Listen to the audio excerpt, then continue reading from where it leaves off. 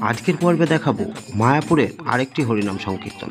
এটাও কিন্তু বিদেশি ভক্তদের মুখেই কিন্তু এই হরিনামটাও। সেই দেখেই আমরা বুঝতে পারি যে আমাদের সনাতন ধর্মের জন্য এই বিদেশিরাও নিজেদেরকে কতটা উৎসর্গিত করে। সেটাই দেখার বিষয় যে আমাদের এই সনাতন ধর্মকে এগিয়ে নিয়ে যাওয়ার জন্য এরাও কতটা আগ্রহী। চলুন তাহলে দেখে নিই সেই কৃষ্ণ নাম।